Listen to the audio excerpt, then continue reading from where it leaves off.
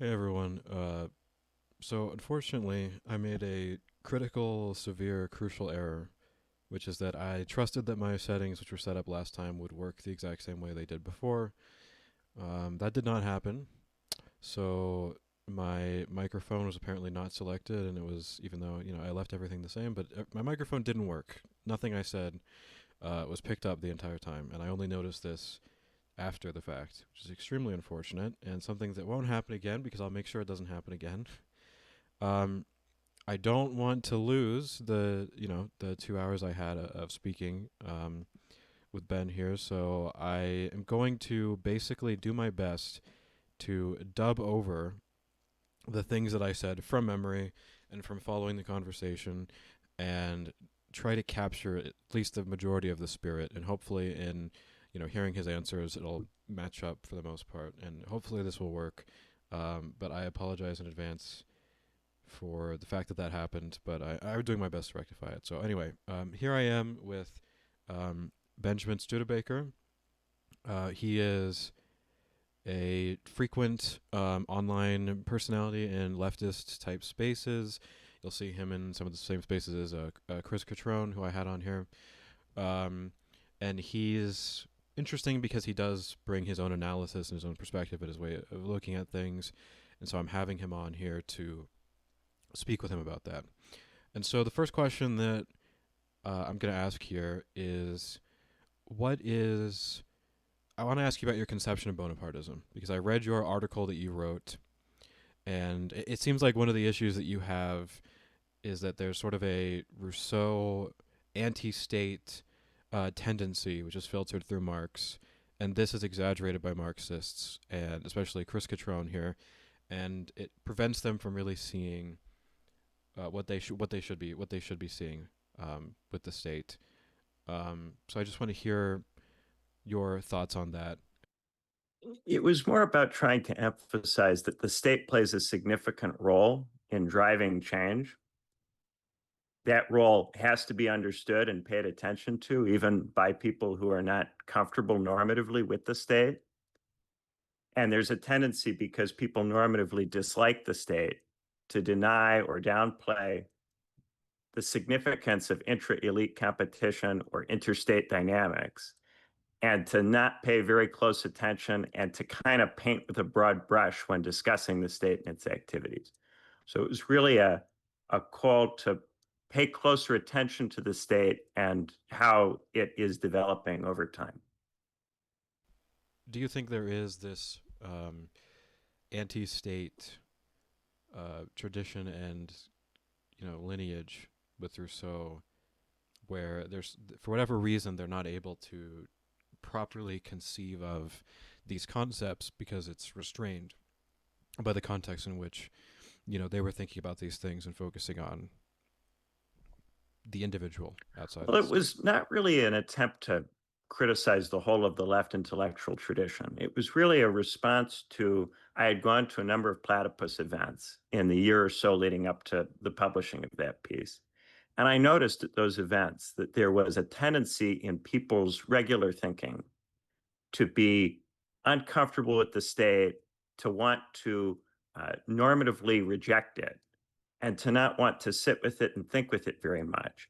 I took that to be less a symptom of the left's intellectual history than a symptom of the moment that we were in, of that contemporary situation, which I think was really to do with the failure of the Bernie Sanders campaigns, the sense that there is no kind of political future for the left, and then a kind of turn into social organizing and toward anarchism and toward certain parts of the left's tradition, which were then being overemphasized somewhat over some of the other parts. And that's not to accuse Cutrone or any specific individual of doing that. It was just something I noticed. And so I wanted to remind people of some of the other things that were getting less attention, that are important and also need to be followed. Right. I mean, I did hear Chris in his response to you mentioned that it felt like you were making a common critique against Marxism, which is that it doesn't have a coherent concept of politics, and that Bonapartism, for example, he thinks is a very persuasive, powerful concept, and that maybe you disagree with And I wasn't saying that Marxism doesn't deal perception. with politics. I was saying that there's a limit to the concept of Bonapartism and to its usefulness for understanding what's going on. If you say that after a certain point, all states become Bonapartist, and this is the main thing about them, that they're Bonapartist, it becomes harder to track further differences and changes that then occur. If the emphasis point is always on applying one particular classification across the board to all state forms, and to emphasizing how in each of the discrete situations these states are nonetheless still Bonapartist, this erases a lot of the differences, a lot of the variation, makes it harder to see change, and is an invitation sometimes to be dismissive. That's not to say that the concept of Bonapartism has to be used in that way.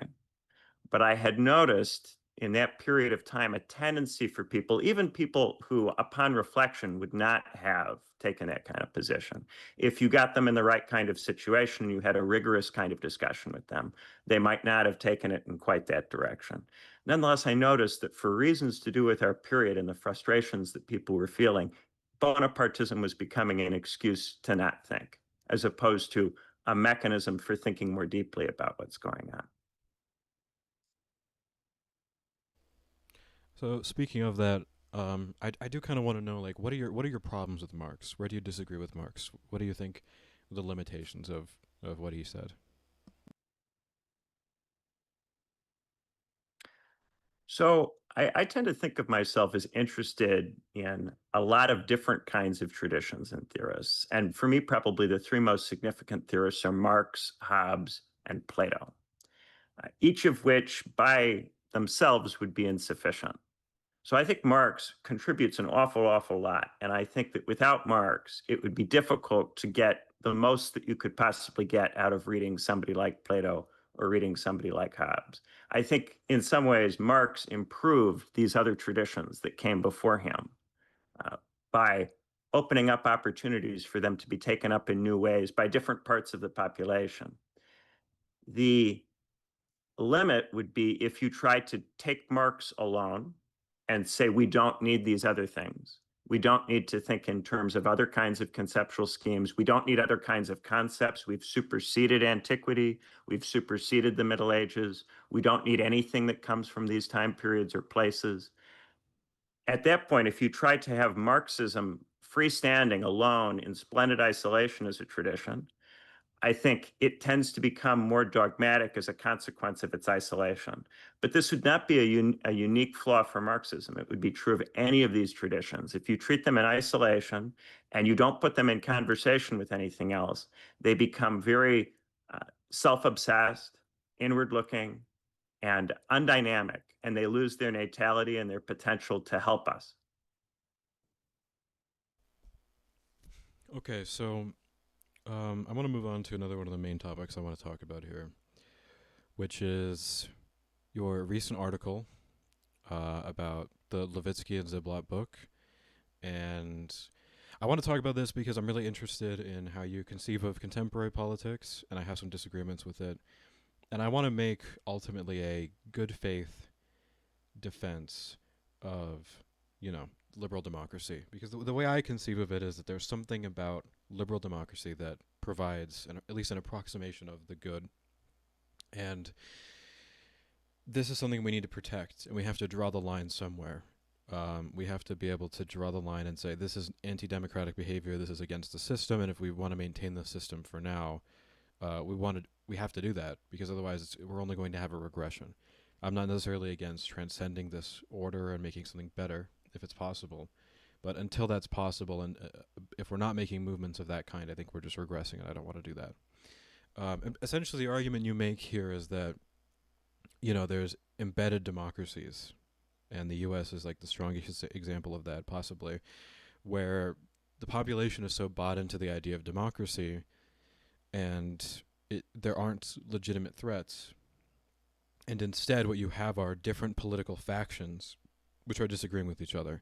And so what you see this book as is those political factions disagreeing with each other and arguing about their conception of democracy, but they're all kind of on the same playing field. And to some extent, I can understand your critique because I do think there are parts of this book where it does feel like they're just sort of putting forth their imaginary um, different system, and it's like, you know, they're fundamentally proposing complete overthrows of the system or complete changes in the system, which are the thing that they're trying to avoid.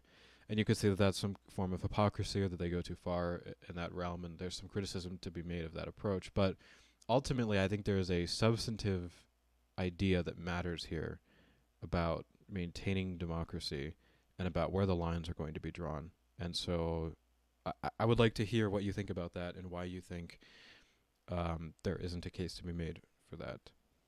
So that piece that I recently wrote in Sublation, How Democracies Cry, it's a little piece, and it gestures at an argument I make at much greater length in my new book, Legitimacy and Liberal Democracies, that came out with Edinburgh University Press in November. There I make this argument that certain democracies become embedded. They become embedded in the sense that the people who live in these democracies are no longer able to think of some alternative political system, some alternative regime type that they could imagine themselves really seriously being committed to. They may nonetheless become very dissatisfied with the way their democracy works, but their imaginarium is restricted because if they stray outside a particular box, they think this will just produce fascism, state communism, something very bad, something very authoritarian and repressive. So it restricts their available response. They can't engage in straightforwardly revolutionary behavior. They can't put their lives on the line for some kind of alternative regime. So what they instead try to do is purify the system in various ways to make it more democratic, fairer, to try to make it promote certain values or abstractions that they care about. And the trouble is, when you have a lot of problems and deep disagreement about the nature of the problems, about where they come from and what to do about them, the tendency will be, historically, in a non-embedded democracy or in an authoritarian system, you would get a revolution, you would get a civil conflict, you would get a fight. But in an embedded system, it seems that if you were to do those things, that this would only produce a catastrophe. And therefore, people avoid doing those things and instead get into endless debates and arguments about the procedures, about what procedures are compatible with democracy, compatible with liberalism, what procedures are fair, just, good, free. All of these arguments are kicked up. And so what you get then is different factions accusing each other of opposing democracy, because the one thing that all of the factions still agree on is that there is no alternative regime to democracy. But each understands democracy in a significantly different way, such that the different understandings look authoritarian to one another. Now, at the same time, I think there is still some level of shared view of what would straightforwardly be outside of the box of what we would consider potentially democracy. So in an embedded democracy, stuff that would strike everybody as incompatible with democracy as a regime type is credibly off the table. So, for instance, I think in the United States, it would be incredibly difficult to get rid of competitive multi-party elections, where competitive multi-party elections are understood as elections in which both the Democrats and Republicans can potentially win. Now, many people feel that competitive multi-party elections is insufficient. This doesn't produce the kind of democracy that they'd like to see. This doesn't produce the kind of liberalism that they'd like to see. This is too minimalist. It's too insufficient. And they want more from democracy than just competitive multi-party elections. But they can't come to an agreement about what the more would involve.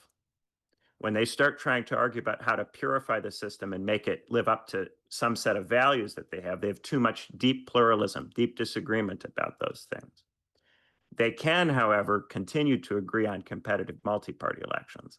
And that's what makes the United States very different from the other countries that are regularly invoked by empiricists and comparativists in their examples, where they will talk about states where sizable parts of the population believe that competitive multi-party elections were a bad thing, were themselves an obstacle to what needed to happen. We don't see that kind of thing. It's my contention in the United States, in the UK, and in other embedded democracies that have been democracies for 100 years or so. Once we start getting into states that adopted democracy after World War II, I think there are more questions about whether those democracies really are embedded. So when we're talking about a country like Hungary or Poland, that could be a very different kind of case, because in those cases, you're talking about a state that became democratic within the last 30, 40 years. So there are people who remember being 20 years old and having fun and being young in a non-democratic system. But in the very, very old democracies, there's this perception first that democracy has outlasted the Soviet system, the Nazi system. It was instrumental in defeating and relegating those systems to the dustbin of history. And then also, especially in the United States, there is no agreed upon notion of what it means to be American outside of a commitment to the Constitution, the American Revolution, the founders, the political project of the Republic. There's tons and tons of ethnic, religious, cultural pluralism in the United States. So it would be very difficult to offer, as they do in some European countries, a notion of we are the French and we can choose whatever kind of regime that we want for ourselves, which we think best embodies Frenchness. There's no agreed upon notion of Americanness that would be equivalent to that, to Frenchness. Despite some attempts by some people to posit such notions, as soon as these notions of Americanness are posited, it kicks up an enormous amount of disagreement because we very, very much are in deep disagreement with each other about cultural issues. So for that reason, I think that the United States is quite different from the other countries and examples. But it's not because the United States has fundamentally different procedures. Liberia has very similar procedures to the United States. It's because in the United States, there is an embeddedness that has happened as a consequence of a historical process that might operate in some other states around the world, but does not straightforwardly operate in every liberal democracy. Right. I mean, I have a few points I want to make there. One of them is that while I understand your point that you're making about the embeddedness of the American democracy. It seems to me that many other societies have had an order that was established that was completely overthrown.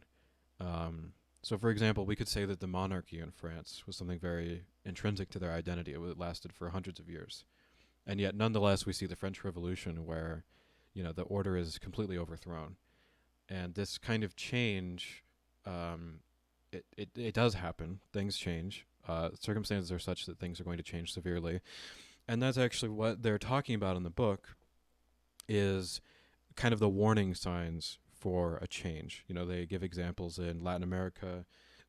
They just give examples across the world where democracy was pushed against in this way, and it resulted in a very real fundamental change of the order that existed. And I think we can start to see some of that. We can start to see the precedent, because there seems to have been an order that you could say was embedded, where everyone was kind of on the same page and they were agreeing. But it seems to me that this thing doesn't exist anymore when we start to have a president who starts crossing certain lines, like talking about suspending habeas corpus or, suing media agencies and, crossing these kinds of lines. It just seems like there's an entirely different problem here, that is a very dangerous historical trend, something we need to be aware of, and something that is substantively different and new. Um, and yeah, I just think this is something entirely different. So there's a lot of different, before I forget and lose some of these threads, I'd like to talk about a few of them. So in the case of the French Revolution, at the point at which the French are trying to bring about this new kind of system, the system that the French are trying to bring about does not strike different parts of the French population as necessarily some discredited system from the past that is proven to produce only tyranny. In part because of the British example, a number of the French revolutionaries were interested in a constitutional monarchy along something like British lines. There seemed to be another state which had adopted this other kind of system and was having a lot of success, perhaps in part due to this new kind of system. So the French said, do we perhaps have a system which is no longer fit for purpose in a new historical period, modernity. And therefore, we might need to change to this other kind of system. In our case, when we have this kind of discussion, the assumption is not that we're in a new period where there's a new kind of system which has necessary historical purpose because it's more adapted to the period that we're in. The argument tends to be somebody is trying to repeat the mistakes of the 20th century and construct something like the Soviet Union or Nazi Germany. So the accusation is immediately the people who are trying to change the system are fascists or they're communists. This emphasis on not repeating mistakes from the past was not in the discussion during the period of the French Revolution. So my question would be, if there's another kind of regime that people would like to see in the United States, what would that regime be? And often the examples that people give in these discussions, they don't seem to me to be very plausible as examples that you could raise to an audience of American citizens and make a straightforward case to them. This is the country that we should want to be like. Should we want to be like the People's Republic of China? Should we want to be like Russia, Hungary? I don't see large numbers of Americans, and you can poll people, and we have done this, and ask them, what do they think of Putin? What do they think of Xi Jinping? What do they think of Russia or China or Hungary? You don't find large portions of the American public saying this is a better system than the one we have, and we ought to adopt it in whole or in part. What with regard to, say, habeas corpus, there was a Supreme Court decision during the Bush administration to do with habeas corpus because the Bush administration attempted to suspend it for prisoners at Guantanamo Bay. There have been many cases historically in the United States of particular parts of the government pushing the boundaries of what other parts of the government or parts of the population regard as compatible with democracy. The question is, are we still going to have competitive multi-party elections, or are we going to have a one-party state or an actual dictator who controls the state? A military regime, a junta? Are we going to have something else? So there has been a lot of arguing about the fairness of the elections. You have people arguing that the Electoral College makes the election unfair. You have people arguing that there's voter suppression that goes on that makes the election unfair. You have other people claiming that there's voter fraud that goes on that makes the election unfair, or that there's foreign interference in the elections that make them unfair. There's loads and loads of arguments about, are the elections in various ways unfair or compromised?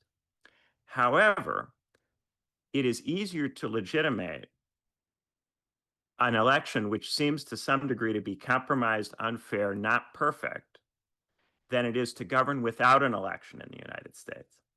And this is, to really get into, if you're going to get rid of democracy in such a way that we would all regard democracy as having been gotten rid of, we would have to get to a point where you could govern without an election.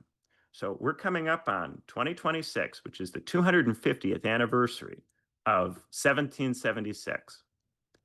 And the contention would have to be that there will not be competitive multi-party elections, that Trump will not have a midterm election and will attempt to govern without the midterm or to unilaterally fill the Congress with his appointees or something. I don't see any kind of plausible story by which the American public would accept this based on all the polling data that we have, based on everything that we've heard from people in terms of what they say they believe about this system. Could Trump really not hold a midterm election and govern unilaterally in the absence of that? A lot of other things are more heavily debated and have precedents. For instance, taking an American citizen and wrongfully detaining them or sending them to a black site or to some other jurisdiction for the purposes of abusing them. This is something which has occurred in Guantanamo Bay and the CIA black sites in the Middle East. It's something the British government recently attempted to do, the conservative government, to send immigrants to Rwanda, cut a deal with Rwanda to make Rwanda a place to deport people. This kind of stuff, it happens, and it's horrible, terrible stuff, but it's very different from getting rid of competitive multi-party elections. And that's really where I think the bar has to be, because once we start arguing about normative criteria, we're in the territory of stuff where nobody really agrees. And there's a lot of academics on the left who have argued forever that what the United States has isn't real democracy, that the United States has to be democratized, it's not democratic enough. But that has been historically out of step with the way democracy has been historically understood in the United States. So to say, well, the United States has never had democracy, that wouldn't be an adequate position because then Trump wouldn't pose any kind of specific or active threat. What is it about democracy as it was understood in the Bush administration or in the Obama administration? You know, Barack Obama killed an American citizen with a drone without a trial. You know, what is it that is happening here that's fundamentally different or distinct apart from the language and the talking? I think the tendency is to focus on the language and the talking and to use this as indicative of capacity to act or willingness to act.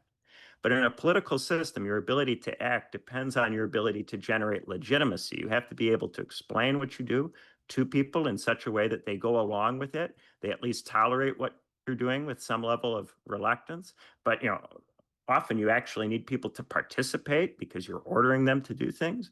So you actually have to get people to do stuff, which is very different from saying, I'd like to do this.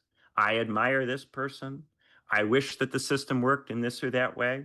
People can say a lot of different things in politics, but to do them, you actually have to persuade large numbers of people to work with and go along with activity that's potentially very controversial and may produce an enormous amount of disagreement. What I've noticed in the American system is that when you start trying to act, lots of people become upset. There's a ton of disagreement. The system locks up, and then the tendency is for not very much to happen. And you're seeing this with the budget. He's got a majority in the Senate, and yet he has struggled to pass his budget. There's half a dozen senators who have publicly said that they oppose his trade war. There's 3 senators who have publicly said that they oppose the budget that he requested. There is a real possibility that the legislature will perform its ordinary function. And I would say not just a real possibility. It seems, given that these people are publicly on the record in the media, senators publicly on the record saying that they oppose the president on these major, major signature issues, there's a near certainty that the budget is going to be used as something to fight over and that it will be used to make the president make concessions to the people in the Republican caucus in the Senate who are skeptical of his plans.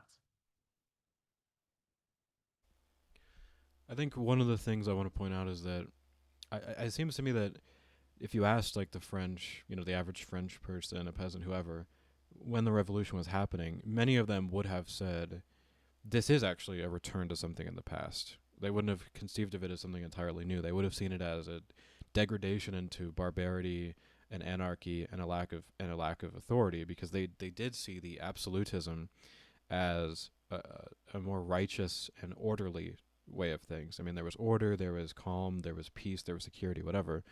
And it seems like they would have seen that as returning to something in the back. And that's kind of my point here is, the opinions of the average person aren't necessarily connected to what's going to take place. In France, they had a complete overthrow of their system. They have revolutionary tradition. There's a break, a disconnect there. And in the same way, you say that, people wouldn't support Putin or Xi Jinping, but I mean, what about Orban? I mean, I think that they would be more friendly to and more understanding to. They haven't even heard of Orban, most of them. They don't even know who Orban is. I mean, my point is that Orban, or Trump likes Orban, and if you ask some of the people who know him, if you introduce them to Orban, I think they would like him. I mean, they have. Hungary is a tiny country that has a very, very close-knit language and culture as a consequence of being an ethno-state. You can champion what the Hungarians are doing. You could argue for it within the Republican Party, and there are Republicans who do. The question is there in the United States an ethnic or cultural identity that is unifying to the degree that Hungarianness is within the tiny, tiny state that is Hungary? Right, but I'm not talking about the ethnic part of this. I'm talking about other traits and trends of this kind of leader. Well, and you're also talking about a country that had a communist regime that was an authoritarian state until just 30 years ago. So there's lots of people in Hungary who are looking at the last 30 years and going, the country has gotten very rich, but there's ways in which it's culturally changed that we don't like. And life has become less stable, less predictable than it was under communism. And isn't there some way that we can get the benefits of both of the two systems at the same time? It's a very different kind of discussion from the kind of discussion that we're having in the United States. Now, you're right that in France, there were, of course, some people who were concerned about a return to the wars of religion and about anarchy. But it's significant that in France, sizable parts of the population were able to look at what was going on in Britain and also in the nascent United States and say, there seems to be some other way of doing this that doesn't require the concentration of all of the power in the country around the Bourbon king in Versailles. There seems to be other ways of doing this. And these other ways of doing it are competitive because France has lost wars, been defeated by Britain in the 7 Years' War. It's come into an enormous amount of debt, helping the Americans during the American Revolutionary War. Its economy is wrecked. It is politically and militarily not doing as well as the states that it's competing with. So there were reasons to consider adapting these other systems that seem to be working better in other places. The difficulty in the United States is that there is no system that has produced a pure competitor state that Americans would prefer to live in, potentially. There's no other country on earth that has the final consumption per capita of the United States. In the United States, it's still the case that final consumption per capita is about 43 grand. It's only about 25 grand in most Western European countries, Britain, France, Germany. It's only about 6 or 7 grand in China. The standard of living in authoritarian states today is not high enough to make authoritarian regimes appear to be credible alternatives. Whereas in the case of France, Britain, and the United States, these were countries rapidly growing, industrializing, becoming significantly richer than a still agrarian France. So there seemed in France to be major reasons to consider changing the political system that we don't have in terms of the regime type. We don't have that here.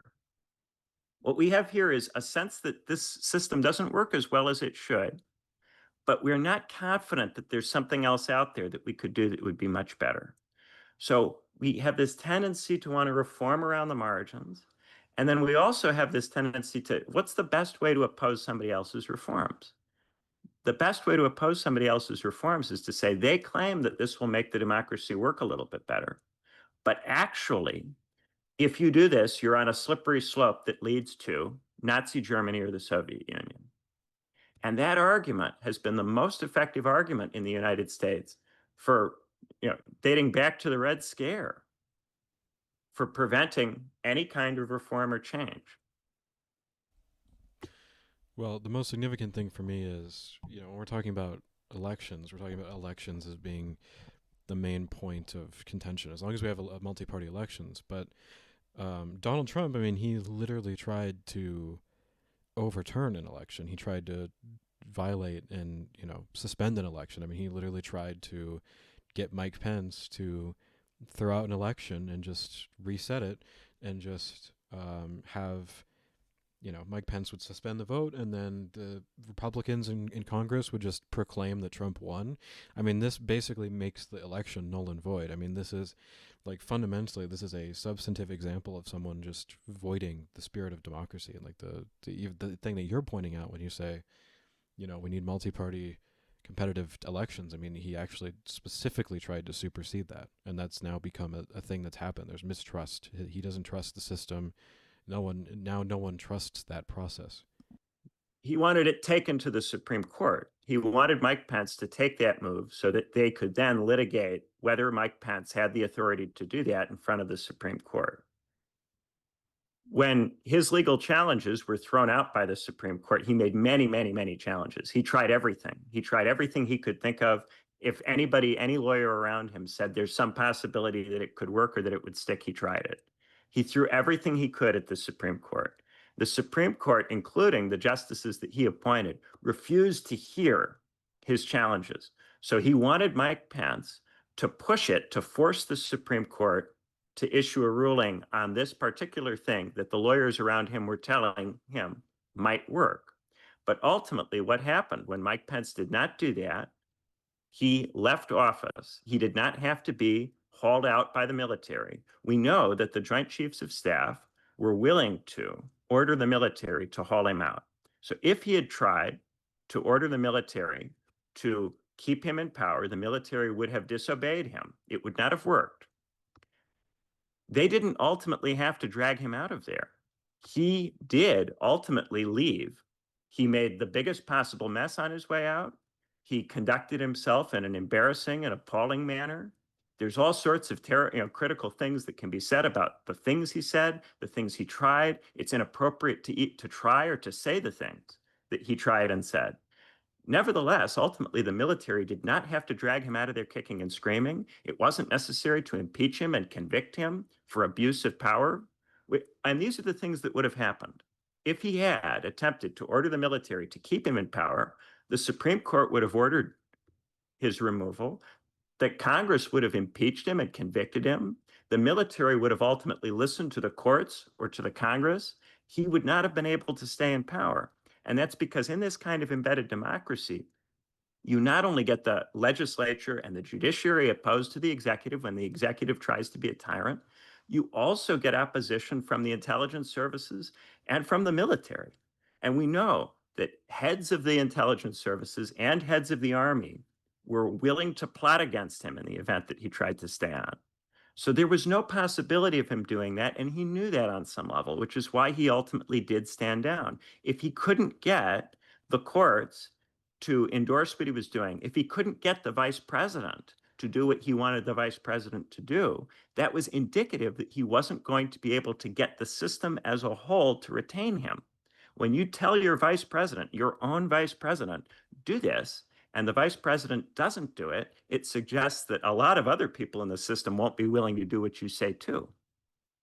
So if you try to press on in the absence of anybody obeying you, in politics, you're going to run into a wall, which is at a certain point, you're going to order the troops to make people obey you, and they're going to refuse.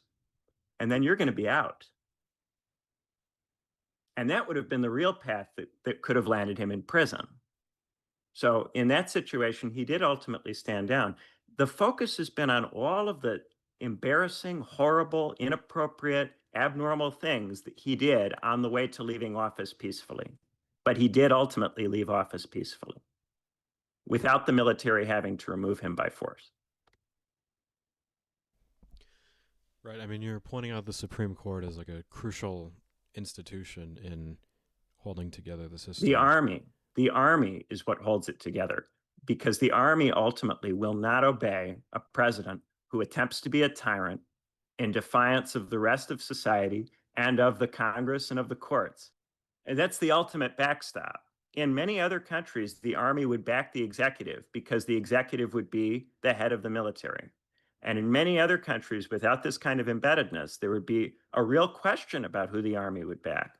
There was no question about who the army was going to back in that crisis. Right, but I would argue, I mean, it's true that at that time, in the previous administration, there were many people who wouldn't back Trump. I mean, we know that. I mean, we know those people. We know who those people are. They weren't going to back him. Fine, but that's what worries liberals about the second term, is that Trump has made it clear that he's not going to operate the way he did in the past. That he's going to find people who are more loyal to him. That he's not just going to go with people that are recommended to him that seem qualified. That's not what he's interested in. He wants people who are actually going to follow him. So the concern is that he's firing generals, he's firing people in the military, which he is, and so he's structuring this system that you're describing. He's structuring it in a way so that it favors him, ultimately. And I mean, that is the fear. That's why this current administration of Trump is so much scarier, because he's changing the way he's operating in a way that, I mean, it does not give the kind of hope that you're describing. It definitely existed in the first administration. Well, so a couple of things. One is that part of the reason that the military in the United States does not attempt to install an executive dictator government, junta of some kind, is that the military in the United States knows that the public will not wear that. The public would not support that kind of regime. That regime would not have legitimacy in the United States to operate.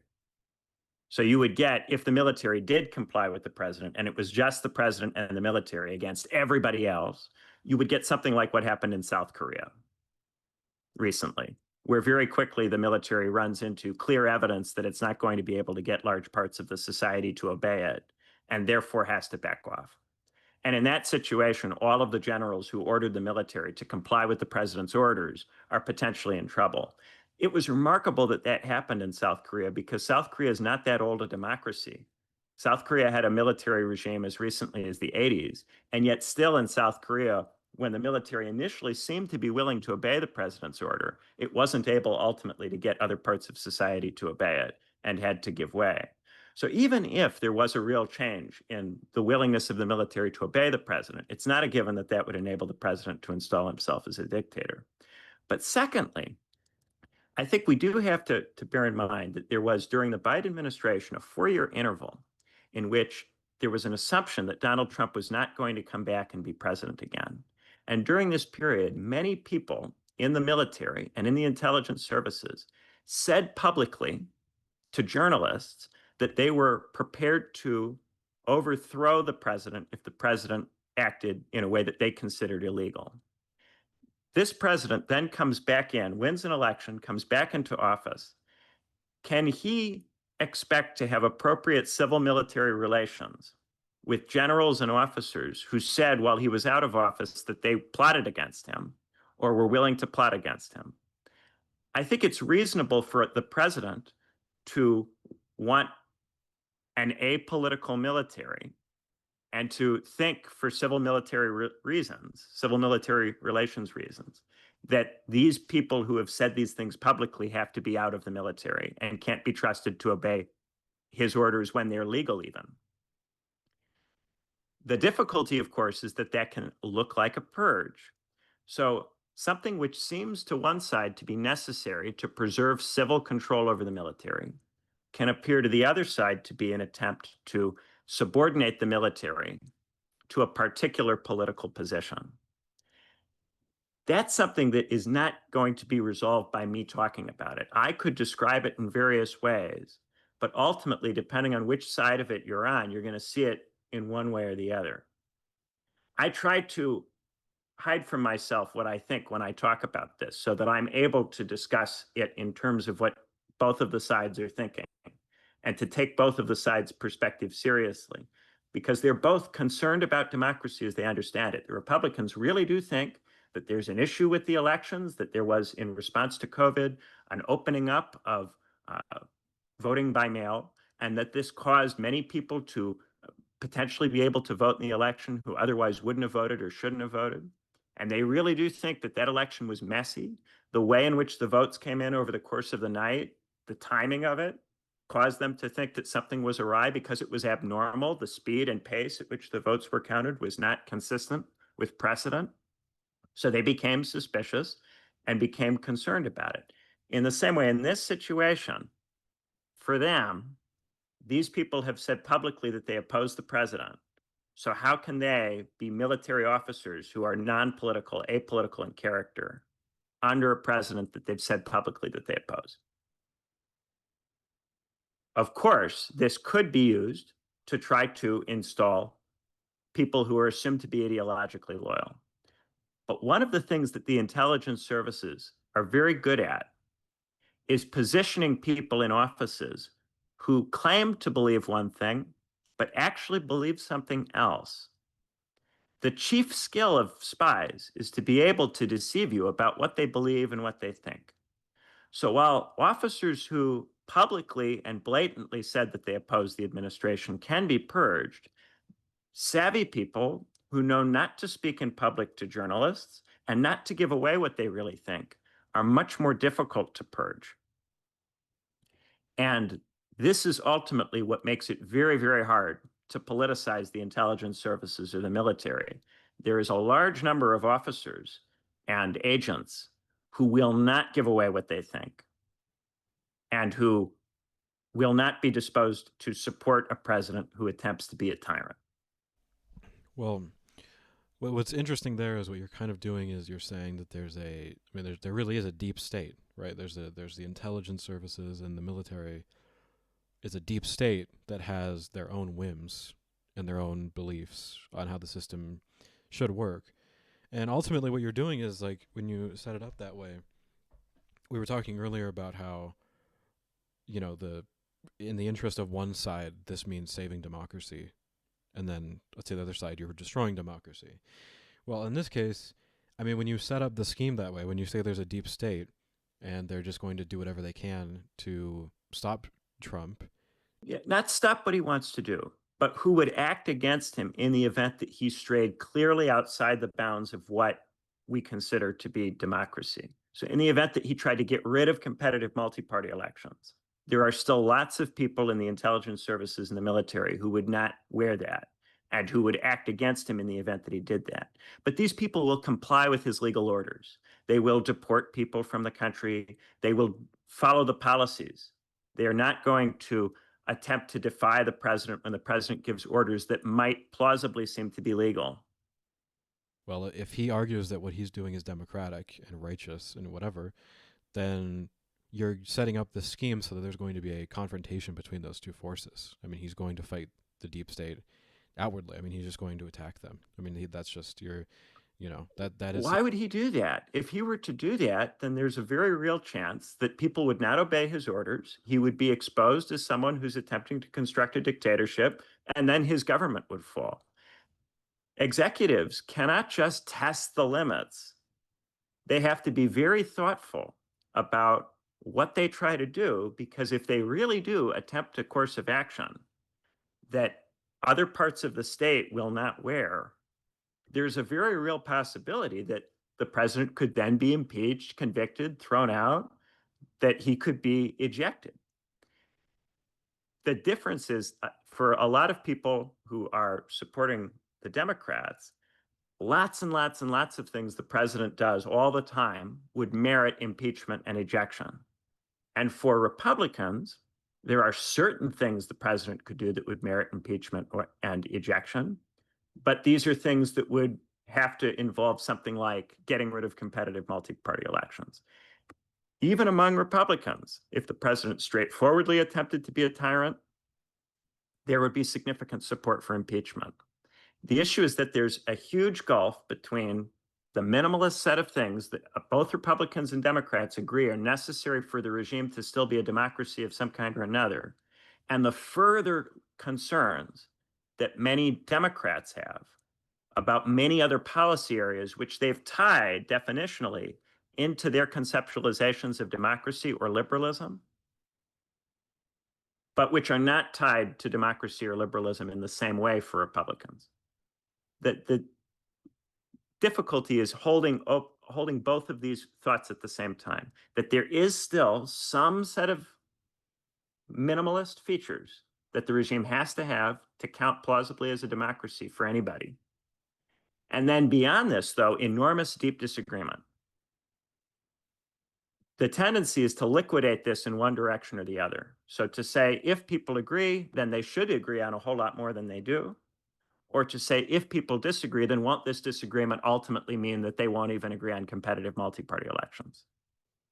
But I maintain that you can get stuck with a kind of what I call minimal level of legitimacy, where you have very, very thin agreement just on the regime type, just on the minimalist conception of democracy, the kind you might see discussed by Joseph Schumpeter, while you have disagreement on anything which attempts to go further beyond that, to extend it, to make that more substantive. Well, for me, it's just, I mean, there has to be something more than just elections that we have to maintain. I mean, there has to be a line somewhere. And it seems like these levels of like civil rights violations or whatever it is, I mean, I mentioned the suing media companies, the lack of due process. I mean, all these things, these are things that we care about. Again, from the liberal establishment argument. And so we have to be able to like distinguish this and call it out. and call it, in my mind, substantively different from anything else. I mean, this is a unique time. This is a new precedent, and it needs to be understood that way. Woodrow Wilson put people in prison for opposing World War I. Journalists, political figures, people who ran for office even. Right, but I mean, that's bad. That's I don't Yes, support that. yes. All of this stuff can be, I mean, there's wrong, and then there's, but what happened after Woodrow Wilson? You had many, many more decades in which we had competitive multi-party elections. Now, many people argued that the changes that were made by Wilson, FDR to the system, the creation of a large federal bureaucracy, many people argued that this conflicted with democracy as they understood it at the time that it was happening. People like Wilkie in the 30s argued that these were flagrant violations of the Constitution. And FDR attempted to pack the Supreme Court with his favorites to try to get more of his agenda through. And there was, that picture that circulated of FDR dressed as a Roman emperor because he threw a Roman emperor party. Yeah. And people said this is clear evidence of intent to be a dictator. And Harry Truman fired Douglas MacArthur, a war hero general, over a disagreement. Yeah, these kinds of things happened, and there was a significant part of the population which regarded these changes as an attack on democracy as they understood it. But ultimately, competitive multi-party elections continued. Something like a two-party system continued. There were major changes that were made, but the system continued to operate in such a way that we do not say that we had democracy in the United States until Wilson or until FDR, and then we no longer had it. And in much the same way, it would be ridiculous to say that we had democracy until Ronald Reagan or until George W. Bush or until Donald Trump, and then we no longer have it. Unless it really is the case that we see an end to competitive multi-party elections. And this is where we run up against, because this is really a discussion about democracy, and because democracy is sometimes interpreted very widely so that it includes all sorts of other values and goals that people have, and other times very minimally in a very procedural way, such that it's really focused around competitive multi-party elections, it's going to be difficult for me to prove to you that we still have competitive multi-party elections until we have some more. In 2026, in 2028, when we have competitive multi-party elections, then it will be possible for me to say, see, people said we were not going to have elections, but we still have had them. I have to make this argument before these events have taken place.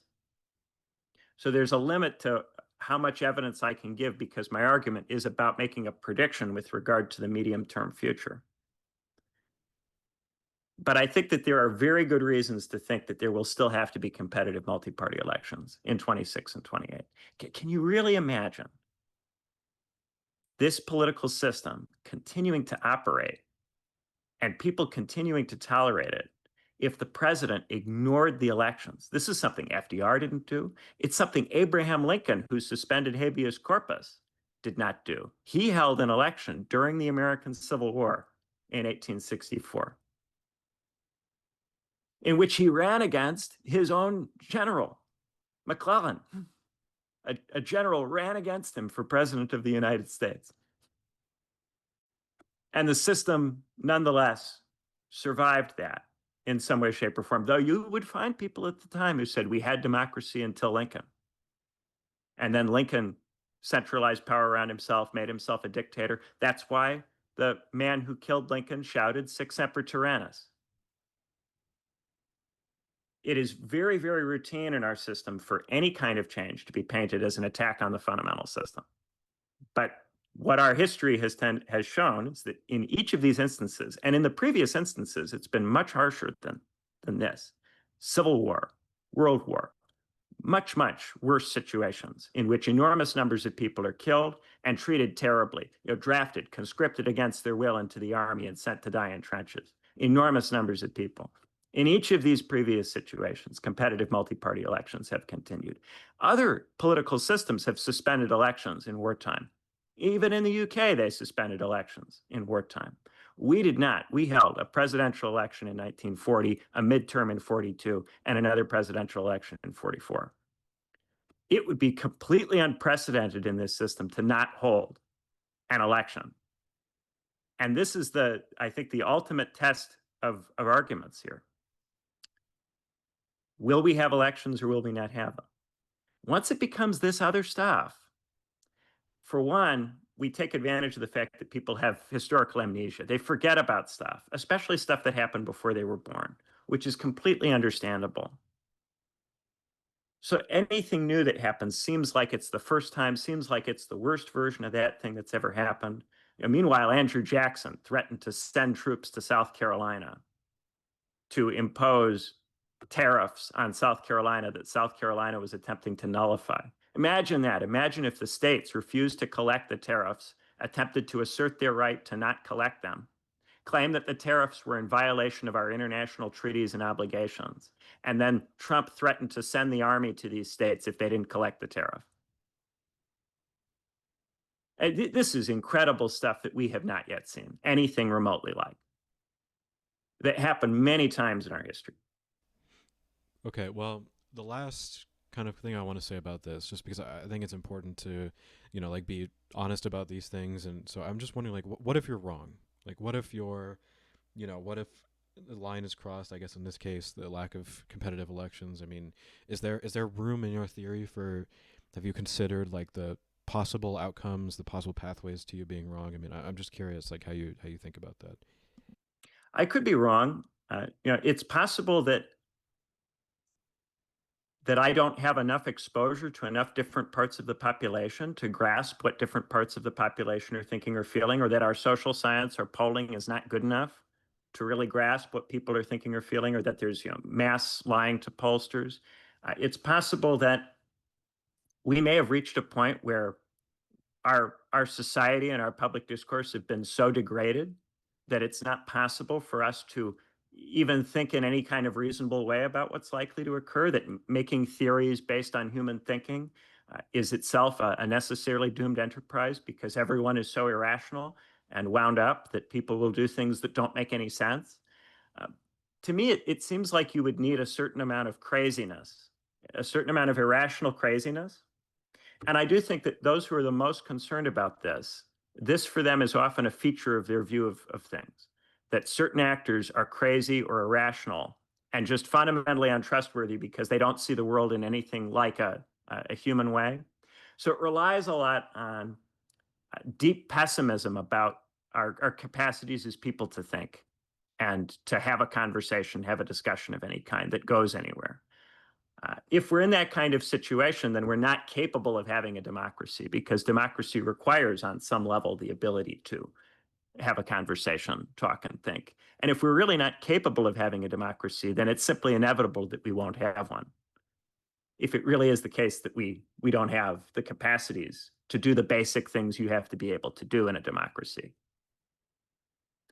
So, in my view, if I'm right, then I am preventing people from making a mistake that will cause them to misinterpret things as they're happening. If I'm wrong, we are in a terrible situation that is so far gone, there's nothing that anybody can do about it. There's nothing anybody can say. There's no discussion. There's no possibility of talking our way out of it. If it really is the case that we've reached a stage where we've gone through the end of democracy in the Platonic sense, we've come to the end of democracy as a tenable regime form, and now we're going to move into a tyrannical cycle in which rule is completely alienated from people. Nobody is really in charge, and fear grips the entire polis. In that kind of situation, there's nothing anybody can say that makes any difference to the outcome. You're in a condition where the public has been so debased by the operation of the institutions that the public is not capable of acting in a reasonable way on the basis of any kind of complex or interesting view. There's no point in trying to do theory in such a situation, really, apart from looking for ways that the tyranny could end. But when you're in that situation, tyranny is just what's going to happen next, whether you like it or not. So I don't think there's a downside really because if I'm wrong, we're completely screwed. It doesn't matter. I could say anything if we could warn people about this. We could write books about how bad tyranny is. No one would care. When you're ready for tyranny, when a society is ready for tyranny, it's been working toward that for a long time. And the reason that it's ready for tyranny is that all discussion has completely failed. So there's nothing anyone can say that helps. Yeah, I mean your point is taken there. That I mean I understand what you're saying, but I think there's still value in understanding our situation, even if it is hopeless, whatever it is. I think there's value in understanding principally what's going wrong. And I mean, this is why I don't even support the Democrats, because I don't think the Democrats are meaningfully considering these things. Or if they are, they're not reckoning with the consequences of them. So I think we need to actually understand what is going on, and have a system of thought that lets us understand that, so that we can, I mean, whether it's fight against it or at least just be correct. I think there's value in being correct about analyzing these things. And so, I mean, even if I had. If it goes this way, if we don't have competitive multi-party elections in 26 or 28, then I'll come around to your side and we'll talk about what to do under the tyranny. Right. Yeah. Okay. Well, I want to talk about a few other things here. So I'm going to change the subject, although this does have some connection and overlap with what we were talking about just now. So I found I found you talking about India and China, and sort of the differences between them and their ability to get things done, and their legitimacy, on I think one dime. And so there you were kind of making the claim that uh, one of the critical things that China is missing, while they have the asset of being able to get things done and having centralized power, they're really missing the democratic lever to get rid of discontent. They can't have an election, have someone new come in, and have a lot of discontent handled that way. And whereas India was used as an example of a democracy, but you disagree with that because you see India as being, they've only had one party for longer periods of time, and so you don't see as strong of a democratic tradition in India. But the reason I wanted to bring this up is because I think there's something interesting in India where there's kind of this self-reinforcing cycle that's actually very democratic, where the party, I mean BJP, is doing welfare programs to essentially pander to people, and they're not doing a lot of long-term investment. Now they are doing some infrastructure investment, and that's has conflicting results, but ultimately they're kind of restrained. They're chained into this democratic idea.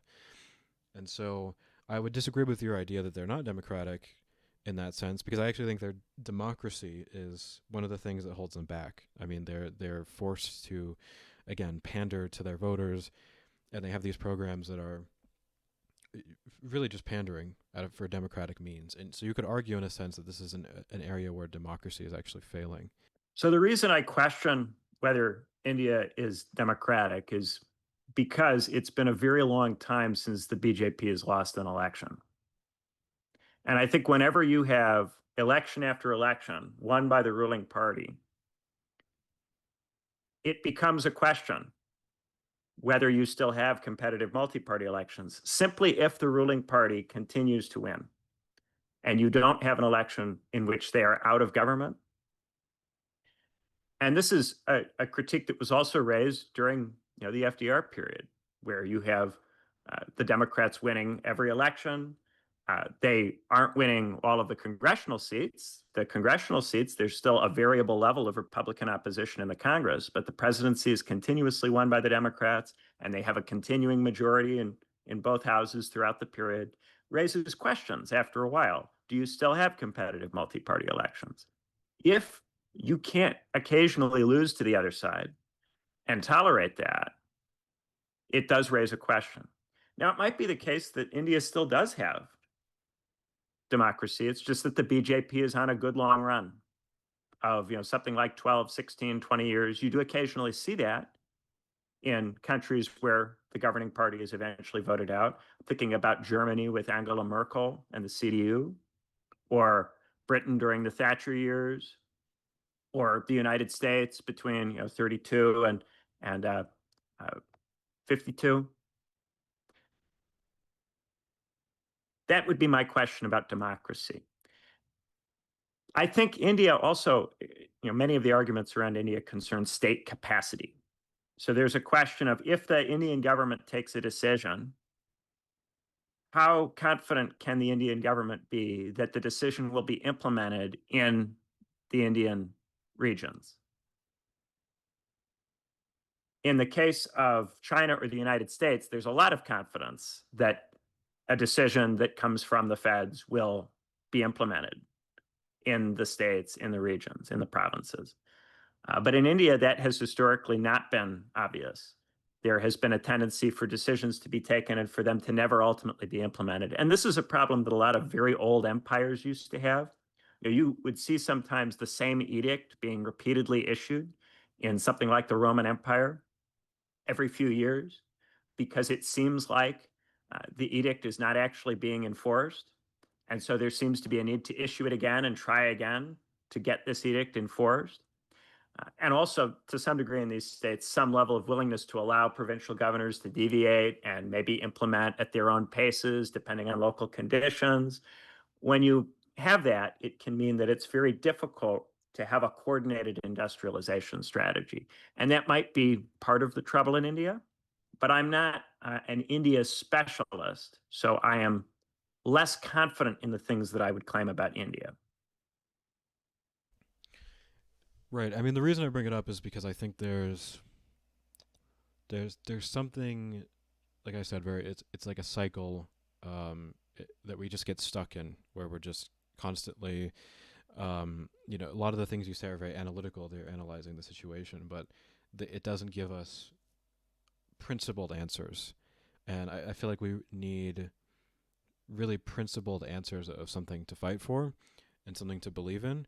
And in the case of India, I mean, you have to be able to analyze something there. You have to figure out why is it that India is stuck? Why is it that they're playing this cycle? Why do they have these programs that they have to pander to? And like, what is really going on? What is really going on? And so I think you need principles of some kind, and that's why I would say, almost in some sense, you would need something like the Levitsky and Ziblatt book for India or for whatever, because what they're trying to do there, it has value to figure out what are the principles of our system.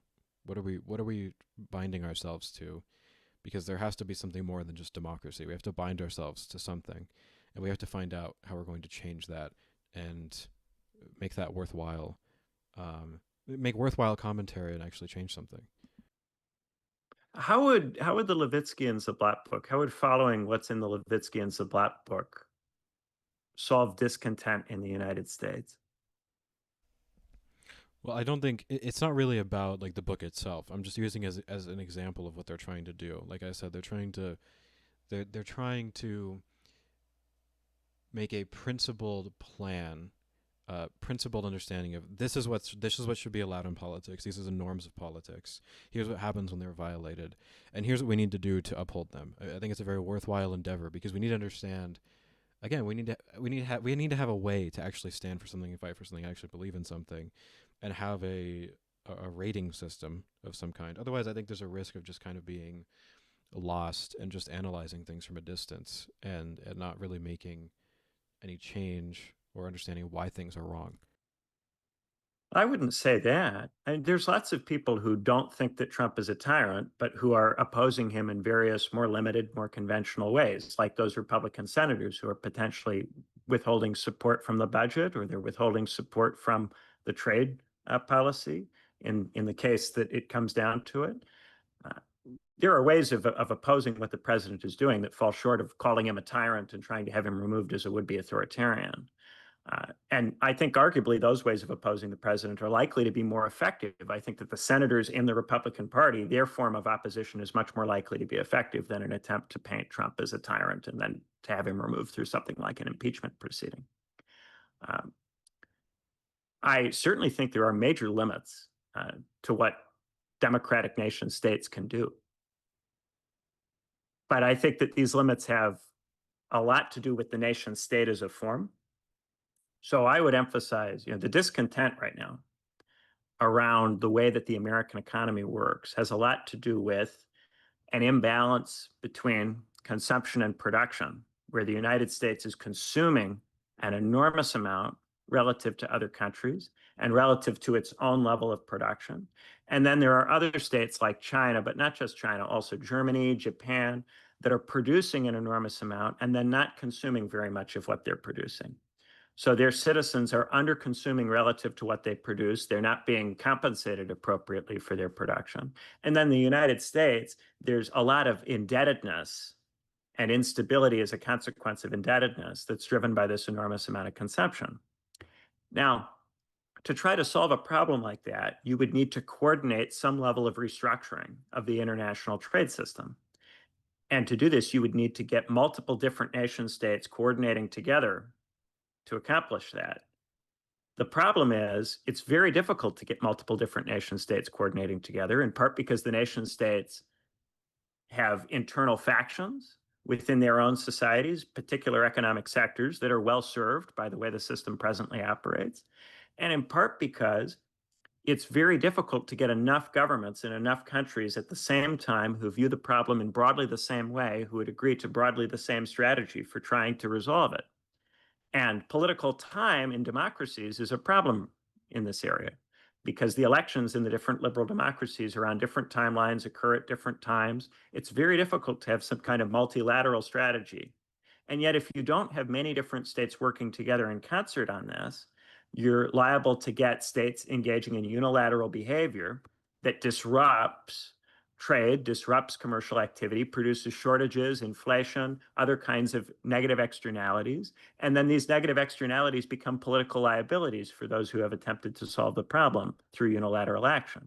So on the one hand, you try for multilateral action. You never have enough states interested in your strategy for solving the problem. So you accomplish nothing and seem to be doing nothing about the problem. On the other hand, you try unilateral stuff that is disruptive and doesn't produce a sufficient level of coordination among a large enough number of states to get what you're looking for. This, to me, is the core problem in the world today. And it's a problem with the nation state and the post-war international system, which relied still too much on the principle of national sovereignty, and therefore, in an attempt to free the states, put them into a competition with each other that restricts what they're able to do and limits their ability to try and experiment with different kinds of policies. And the way to get through this would have to be some kind of supranational global structure. But there's no appetite for that, in part because the failures of the post-World War II system have delegitimated that kind of approach with the public. The public thinks that something like that would be a globalist plot to fill the countries up with immigrants from the developing world, or some kind of plot to do taxes and transfers to make the former colonies rich. This way of thinking has made it very difficult to have any kind of global coordinated response. So what happens? We regress into unilateral activity. The unilateral activity is not sufficient to solve the problem. But this would be the case, whether regardless of what kind of regime we have, whether we had a democracy or an authoritarian regime, we would be constrained by this very large number of nation states created both at the end of World War II and then through the period of decolonization, a huge proliferation of states that are very hard to coordinate, all on their own timelines, all but their own internal debates. It's very difficult to solve this kind of big global economic problem that we have. One of the things, one of the things I also wanted to talk to you about is this abundance book, this Ezra Klein abundance book, because it kind of relates to what I'm saying about the tension between these like actual practical solutions and actually engaging with the system, but also having larger principles. Because one of the things I'm noticing is that Ezra Klein basically argues, this is, I have looked at the system, I've engaged with the system, and here's what we need to do to make it work better. That we need to do something different, and here's what. Um, here's what we need to do. And then leftists generally are having a very strong reaction to it, where they're saying, No, you can't. You don't understand any of the systems. You have to understand capitalism. You have to understand these fundamental structures. Um, and if you don't, then you're just lost. And it's kind of frustrating because I feel like we need to be able to understand and deal with the practical questions that he's raising in that book, that they're raising in that book. At the same time, I understand the need to deal with larger structural issues and deal on that argument. And there seems to be like a miscommunication. They're kind of talking past each other in some way. And as someone who's, kind of bridging that gap myself, because I come from one of those sides, I very much prefer the practical, real world political engagement. I'm understanding some of the theoretical stuff more, but I just think that's a miscommunication. It's a problem I see. Part of the trouble is that everyone identifies with one specific tradition. And so their impulse is always to say, well, you're wrong because you're not engaging with my specific tradition. You're not thinking through my specific pathway. So we don't have to bring in capitalism or Marx to talk about problems with abundance. We can just talk about the state system.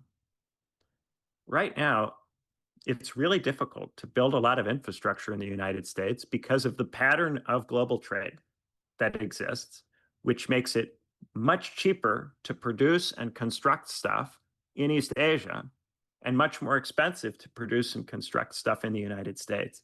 We can try to get rid of internal impediments to building, zoning rules, regulations.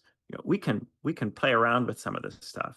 But for one, a lot of the stuff that they propose to change, like say the zoning rules in California that limit the density with which you can construct housing, if you change that rule, you would then also have to build the kind of infrastructure in California that would be necessary to support much more densely populated uh, territory. Who's going to build that infrastructure? Well, part of the trouble is that infrastructure we know is highly likely to be way too expensive to build. And that has to do with global trade, not simply to do with regulation. Regulation is a factor, but it has a lot to do with factors outside the United States that we don't straightforwardly control. And then also, because we have this incredibly mobile system where all of the state governments and all of the nation states are competing with each other for access to jobs, access to investment, it's difficult to sustain the kind of tax base that's necessary for the government to build the infrastructure to support the denser housing. Ultimately, if you stay within the confines of the nation state system and focus only on how you can improve the nation state from within, you will not be able to deal with the real core reasons in this very globalized system.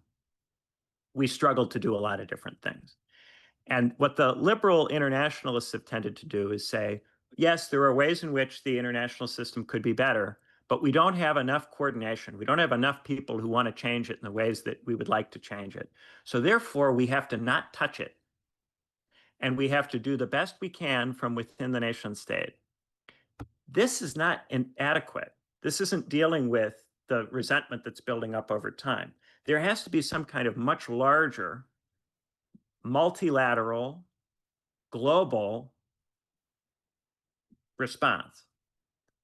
And this has been raised at many points by liberals who would not have any kind of truck with communism, socialism, critiques of capitalism. Nicolas Sarkozy, after 2008, said we need a new Bretton Woods. We need some kind of new framework for managing commerce. This is something that we are not able to generate. And so what do the liberal centrists do in response to not being able to generate this? They just pretend like none of these issues exist. They say, you can't touch any of this stuff because any attempt to touch any of this stuff will cause trouble. Therefore, you have to naturalize it and treat it as just, this is the way it is. It's a competitive global economy. This is the world we live in. You can't change it. And so they're reduced to having to make arguments for reducing impediments to growth inside the particular nation states. What happens if all the nation states get their own version of the abundance book? They all attempt to compete with each other along the same lines. They all implement the same kinds of policies. They all become more similar to each other. There's no real diversity among them. The reason that there's been so much focus on diversity and difference in the last 30 years is that it seems like this process is making everybody the same and taking away the ability of anybody to choose anything different, which it is.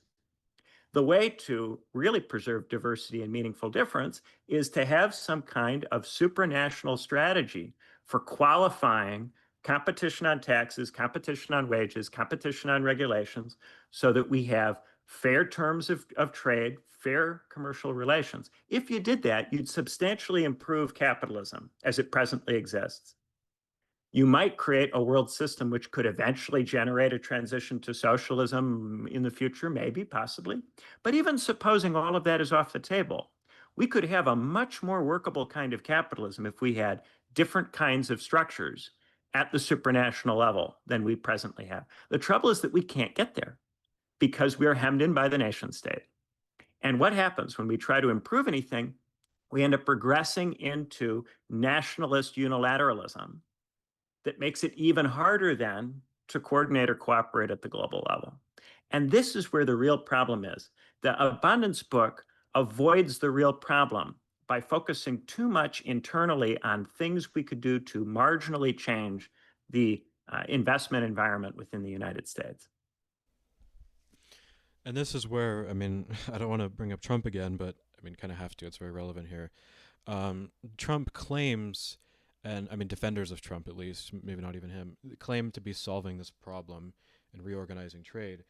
But I mean, it seems to me like Trump is nowhere near competent enough to understand any of the problem that you're describing. I mean, he's nowhere near doing that, and everything he's doing is essentially just like being destructive towards the current order and then reconstructing it. Basically, he's not fundamentally changing anything and actually going to solve this problem you're talking about, which is very frustrating to me because I mean, this is a conversation we could have. And sometimes Trump defenders want to talk about this, but this isn't what he's doing. I mean, this isn't really what's on the table. This is nothing like what's happening right now. There are serious limits to what can be done with tariffs and bilateral deals. Serious limits. And this would probably be the area where Chris Cutrone and I would have the biggest disagreement. I think that the bilateral strategy is going to be very limited in terms of what it can achieve. I think that at most, certain other developing states could be picked out by the United States for favorable treatment. And gradually, over a period of 20 to 30 years, these other developing states could get more jobs that would otherwise have gone to a country like China.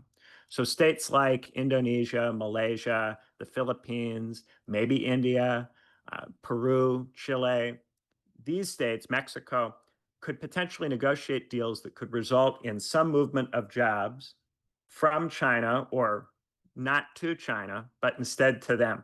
So it could produce some level of economic opportunity in those states. I don't think there's going to be any kind of great big reshoring, apart from perhaps in industries that are immediately related to defense and to national security.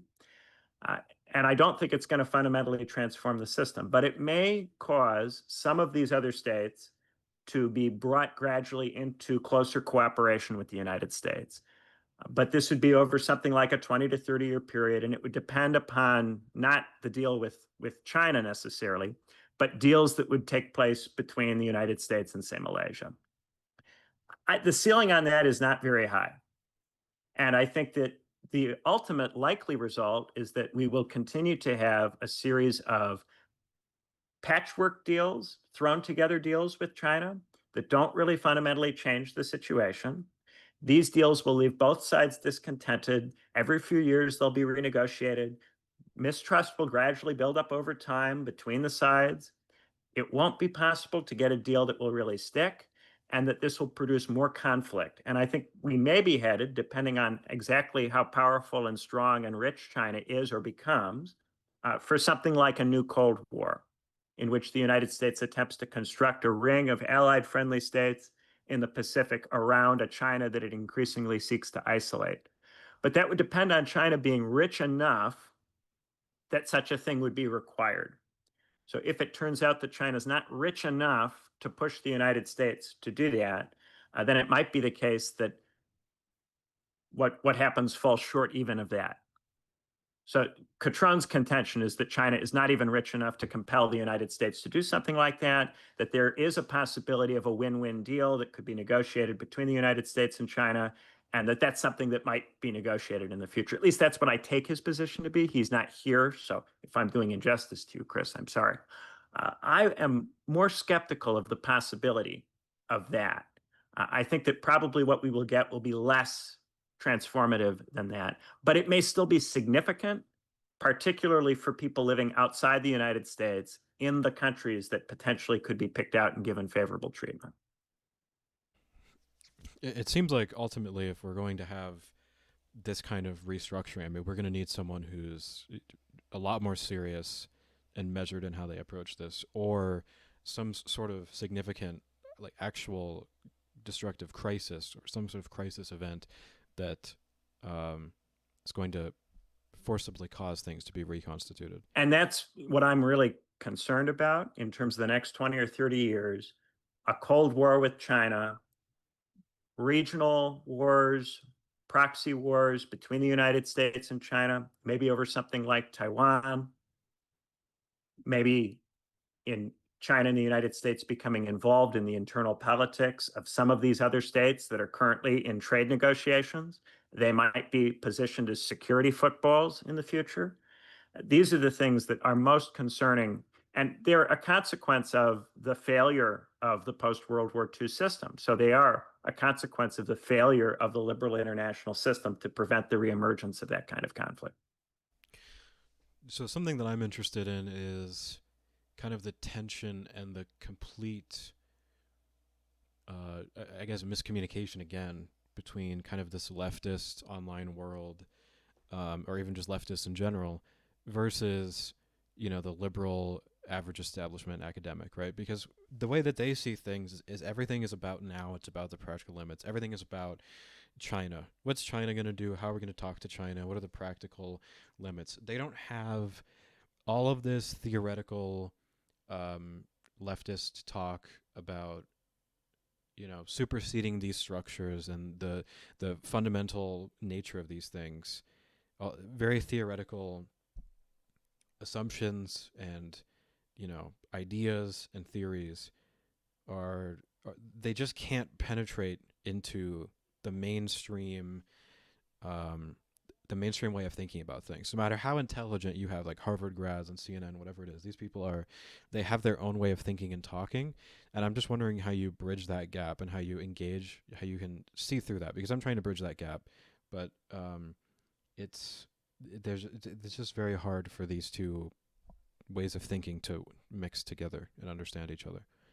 So for me, the continuing relevance of Marx is that there is all of this power and wealth that is produced, economic wealth, and also state power, state capacity, political coordinating capacity that is produced over human history.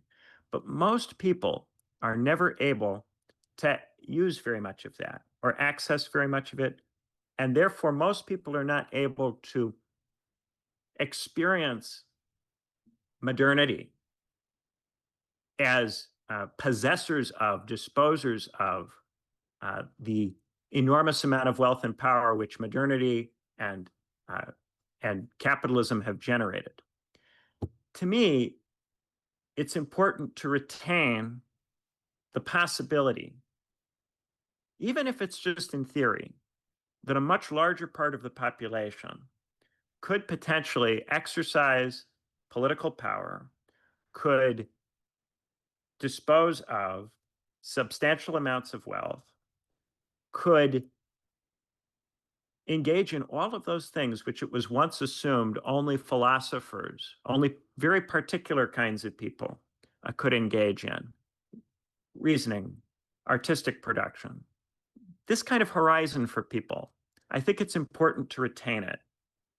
This thought that all of the things that people have been through, so many people, they finish school, they have to go get a regular job, they spend their life doing stuff that they don't love doing, they are continuously under the gun to pay their bills. They often get married or have kids, not because it's what they really want to do, but because it's what they think they should do. They don't have the money to be able to do that the way they'd really like to, so they have to settle for various kinds of family relationships, various ways of raising their kids that fall short of their own standards or their own higher ideals. They gradually, over time, tend to rationalize all of this stuff so that they don't have to feel bad about it. They convince themselves their job's not that bad, that their family's not that bad, that they're doing a good enough job as a parent. They tell themselves a bunch of stories about how it's all natural and inevitable and you can't get rid of any of it. I have, on some level, a deep, deep sympathy for people in these kinds of situations. All of the people I grew up with are in these situations. All of them are not quite living the lives that they could live. They're not quite fully reaching their potential as people. And some of them, it's a huge gulf that's very obvious. And I retain this memory of what they were like when they were younger and the things that they could have said and could have thought and could have done that gradually, gradually are crushed out of them until they're forgotten by everyone, even themselves. To me, that's the continuing relevance of Marxism. Some possibility of working to end that. But how could you possibly understand how to end that without careful study of what we actually have and the dynamics that actually do exist, even if these dynamics are being driven by elite conflict, conflict among economic sectors, conflict among states? If there is to be any possibility of emancipating or creating the conditions for living a good life for large numbers of people, for substantial parts of society, not just narrow elites, we have to understand what elites are doing. We have to understand elite conflict. We have to understand why states do what they do, what states are likely to do going forward, what is likely to happen in the next 5 years, in the next 10 years, to be able to say something about 20 or 30 years from now, something, might be wrong, but something. And for me, this is where the limit of Marxism tends to be. Doesn't have to be, but tends to be. Tends to be insufficiently interested in elite conflict and state conflict, and also tends to be insufficiently interested in religion and in ancient philosophy and in concepts like the good, but also tends to invoke a lot of terms and concepts in ways which are nonetheless clearly in tradition with that stuff. So when I talk to somebody like Cutrone about freedom, my emphasis tends to be the way that you're using freedom is really wonderful and generative. It is very clearly similar to the way that Plato uses a concept like the good. But Marxism and modern thought in general tends to cut itself off from the stuff that came before, to erect a kind of hard barrier, hard essential difference line temporally. And I think that that's very limiting. So I try to dissolve or work around or work past that. Yeah, I mean, I've been reading French theory lately, um, reading little bits of introductory stuff about it. Nothing too much yet, but about existentialism, Lacan, whatever. Um, and you do really get the sense that they're really trying to completely transcend and overcome and use a different toolbox than what was used in the past. It's in conversation with the past, of course. They're engaging in that tradition, but they also feel that they've transcended it in some way. There's something truly new and a complete paradigm shift that needs to be incorporated into their thinking. Yeah, I can understand why they would want to do that, because if you're living at a time when there's a caste of nobles, a caste of priests that sits on top of you and has rights that you don't have, it is going to be enormously difficult to get out from under that. And you might, for that reason, say, we can't have any truck with what the priests say. We can't have any truck with what the nobles say, or with their kind of education, or with what it is that they're interested in for some period of time. But we're at a stage now where we're really not at risk of being put underneath a group of blue-blooded nobles or put underneath a church or a set of priests. The constant references to things like oligarchy or theocracy to some degree obscure this. That's not to say that we don't deal with enormous inequalities of wealth and income, but that is different from something like the ancient regime, where there's literally a set of nobles who have political and legal rights that you don't have on account of their bloodline. Uh, very different kind of thing. And I think that we should be at a point now where we don't have to have a paranoid attitude toward pre-modernity in the way that many of the people who were still living in that period of bourgeois revolutions, they, for understandable reasons, felt that there was a need to really create distance. I've seen you somewhat reference, um, this kind of contemporary thought. I've even seen that you sort of took on kind of a Deleuze and Guattari framing, and you've kind of used Plato to show that Plato was actually more comprehensive in some ways. And so you really are going back to the past and trying to look at, everything we've thought of. And you use Plato, understanding that he had this idea that humans seek honor in terms of our relationship to other people, individual, you know, bodily needs and instincts, and then you have wisdom to kind of tie everything together and be cognitive of everything. And you say this frame is more comprehensive and enriching, actually, than the contemporary Deleuze, whatever framing. The tragedy of ancient Greece is that it was very obvious to them that they could not have a city where everybody engaged in philosophy or the arts. It was clear to them that some people could, but they could not make this a possibility for everybody. They didn't have anything remotely like the technology to be able to do that, to generate a surplus of that size and scale. So they had to find ways to do the best they could within the constraints that that very primitive level of technology imposed upon them. We, living in a modern technologized society, should not be dismissing or rejecting the very maximalist vision of the human life that ancient people who were elites thought of themselves as maybe potentially getting access to. We don't have to settle for 18th century bourgeois subjectivity, at least not in the long run. Something I want to ask about that, kind of a meta question, kind of a very fundamental question at least, is when you talk about Plato and all these things that he understood and that he spoke about, why do you think it is that Plato saw things this way, right? I mean, how much of it do you think was Plato just being on another level of intelligence? He just was so intelligent, or there was some, you know, unique magical spark in Greek society? How much of it was that? Or is it that there's some fundamental human experience that we're all trying to grasp and access and articulate, and just Plato was articulating something that is very human and could have been articulated by anyone eventually, or in some other society or whatever? So I think, of course, it takes a certain level of talent, but I think a lot of people are talented, more than we know or than we expect. I don't know that everybody can think the way Plato thinks, but I think it's much larger than we tend to think. I think most people have that potential, and then it's crushed out of them in various ways. Or at least many people, at least a significant non-trivial number of people. The reasons that Plato is able to think the way that he thinks, there are several. One is that he's emancipated from labor. So he's freed from necessity. He has all the time in the world to talk to people about the way things might be and what might be good. Secondly, he gets into a circle. So he gets into this Socratic circle, this group of people who are engaged consistently in doing this as a habit. So he's not doing this alone in splendid isolation. He's in a community of people doing this together. So Athens is able to generate a sufficient surplus that it can support a non-trivial number of people doing this. And then they can break into multiple different philosophical schools eventually. So not only do they have enough for there to be one school, but there's enough for there to be a plurality of schools in contestation or in dialogue with each other.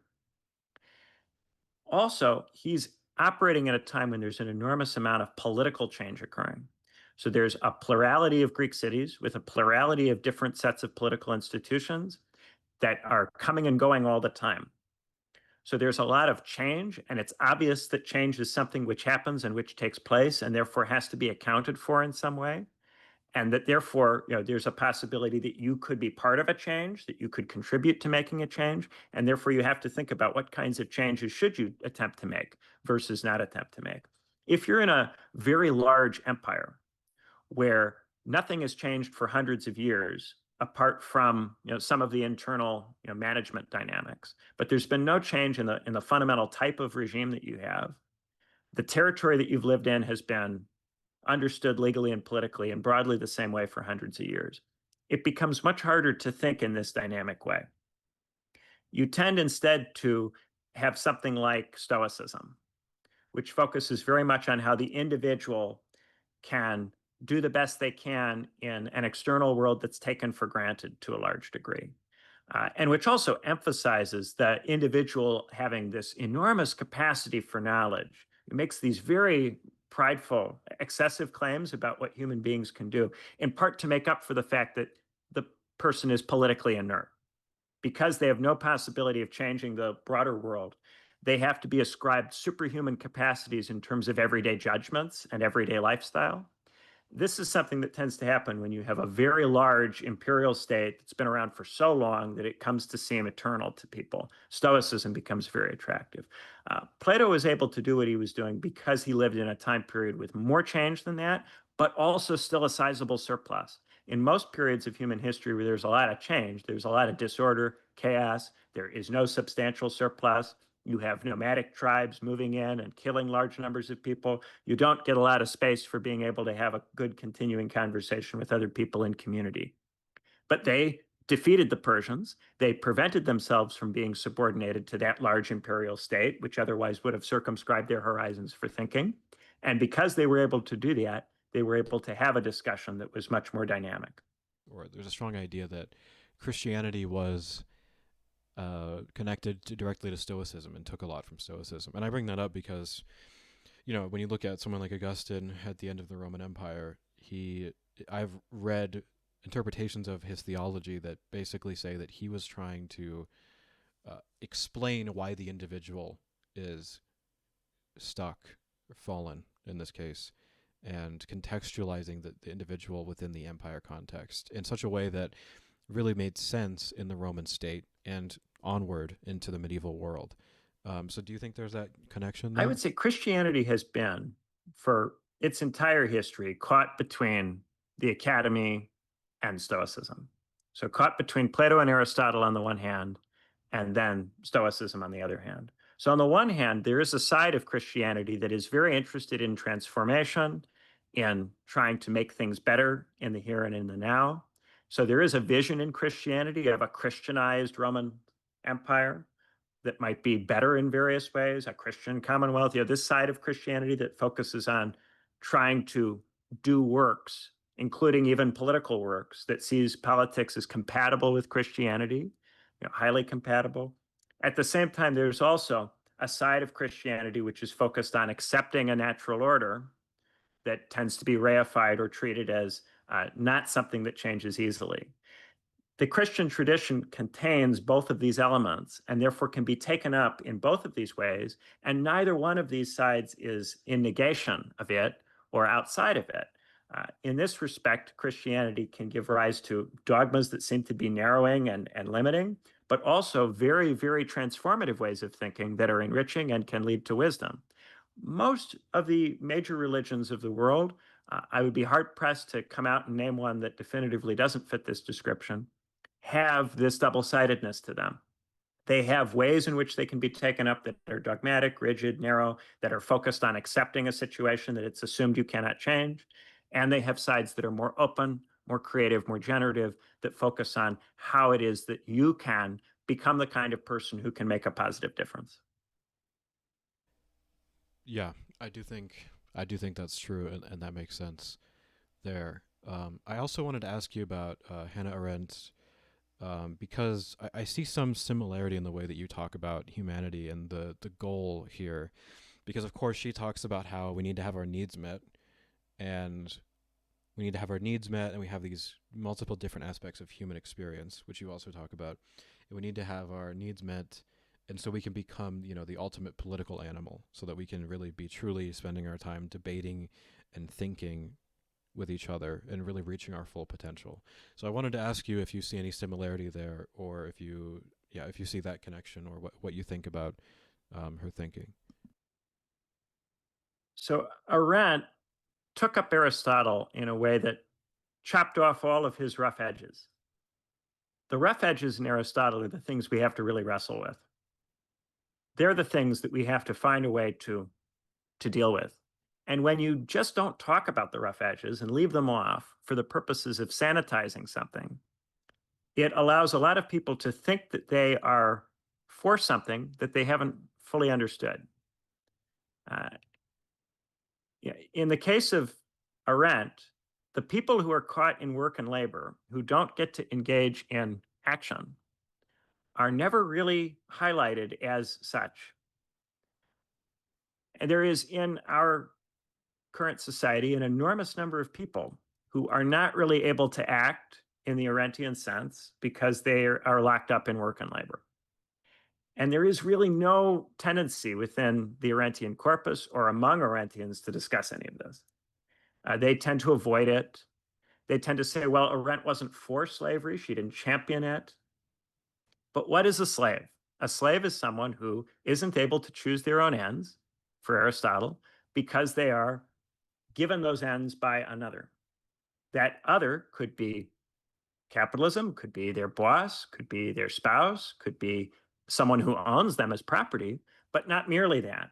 There are lots and lots of ways in which you can be unable to choose your own ends. You can be denied the kind of education which enables you to think. You can be put in some kind of social role that habituates you to not thinking. There's all kinds of ways in which you can lose the capacity to engage in what for Aristotle would be full human reason.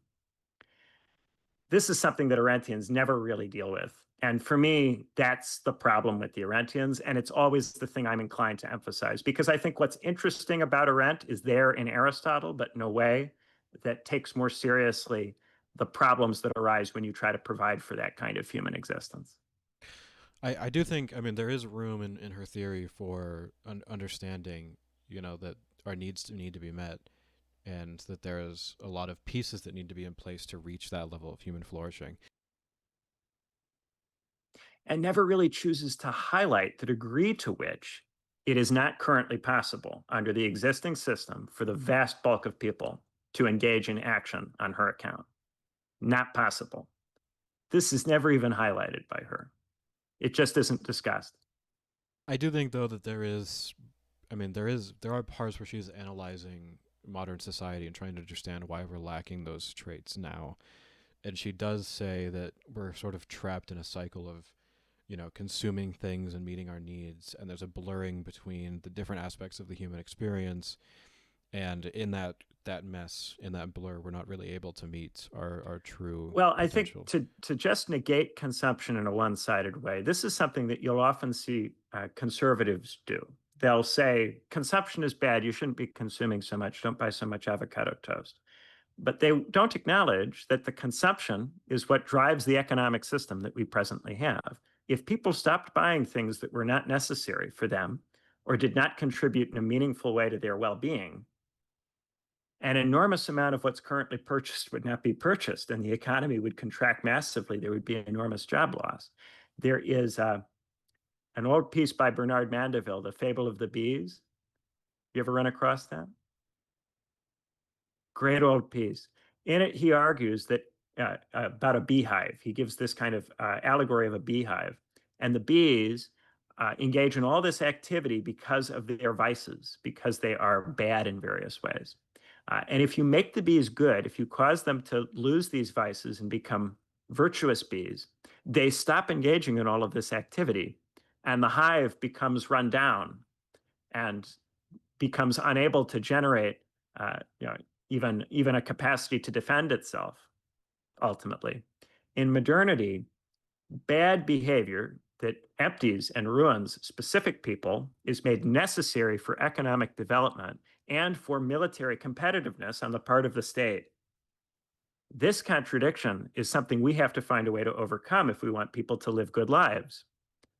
But if you simply tell people, you should consume less, well, people should consume less.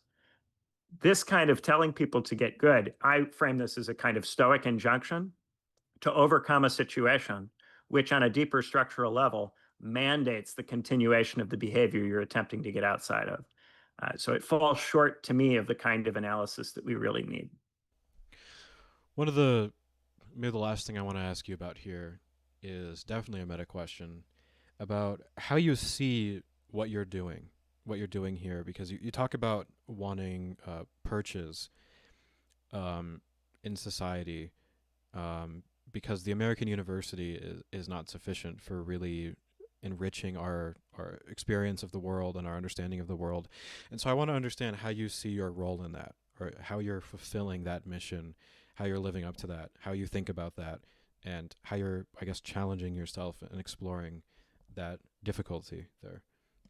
Yeah, so I tend to think about this in terms of what I call the four Ps. So these are the four supports for intellectual activity: uh, parents, partner, patrons, professional institution.